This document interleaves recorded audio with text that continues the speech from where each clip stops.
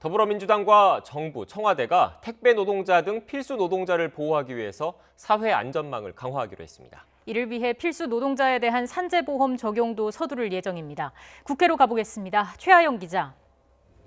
네, 국회입니다. 네, 오늘 당정청이 필수 노동자 보호 대책을 내놨는데 구체적으로 어떤 방안이 담겼습니까? 네, 먼저 당정청이 언급한 필수 노동자라는 개념부터 짚어보면요. 이 코로나19와 같은 재난 상황에서도 쉴 수 없는 택배나 배달 노동자, 그리고 환경 미화원 등을 의미합니다. 그동안 이들의 고용 현실이 취약하다는 지적이 잇따랐는데요. 이 당정청이 오늘 머리를 맞대고 그 대책을 내놓은 겁니다. 우선 이들에 대한 산재보험 적용을 추진하기로 했습니다.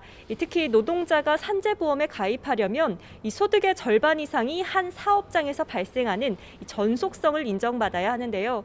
이 필수 노동자들은 이 전속성이 약하다 보니 그동안 산재보험의 사각지대에 놓여왔습니다. 그래서 당정청은 산재보험의 전속성 기준을 내년까지 폐지하기로 했습니다. 불가피한 경우에만 제외를 둬 이 전국민 산재보험 적용을 추진한다는 방침입니다. 또 필수 노동자들의 산재보험 적용 제외 신청 제도도 사실상 폐지하는 수준으로 개선할 방침입니다.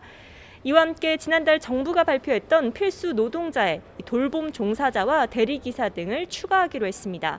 이 당과 정부는 필수 노동자 대책을 위해 내년에 예산 1조 8천억 원을 책정했습니다. 네, 국회 상황도 살펴보죠. 예산안 심사를 위해서 어제에 이어서 오늘 또 추미애 장관이 출석했죠? 네, 국회는 이틀째 비경제부처에 대한 내년도 예산안을 심사하고 있습니다. 이 목적은 예산안 심사지만 이 관심은 추미애 장관과 윤석열 총장의 이 특수활동비 공방에 쏠렸는데요. 오늘도 국민의힘은 추 장관이 제기한 검찰의 특수활동비 논란에 대해 반격 수위를 높였습니다.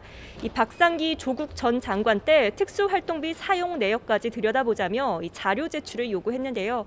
이에 추 장관은 정상적으로 집행한 것으로 이해하고 있다며 이 국회 결산 심사를 받으며 끝난 사안이라고 공세를 차단했습니다. 이 반대로 대검찰청 특수활동비의 절반 정도가 자의적으로 집행된 혐의점이 발견됐다며 역공하기도 했습니다. 민주당은 오후 질의에서 윤석열 검찰총장과 이 최재형 감사원장을 겨냥할 것으로 보이는데요. 이 검찰이 수사하고 있는 월성 1호기 평가 조작 의혹에 대해 이 다분히 정치적인 목적의 수사라며 목소리를 높일 것으로 보입니다. 이 정치 공방 속에 예산결산위원회는 오늘까지 부처별 심사를 마칩니다. 이 다음 주부터는 예산심사 소위원회를 열고 이 본격적인 예산 증액과 삭감 심사에 들어갑니다. 지금까지 국회에서 전해드렸습니다.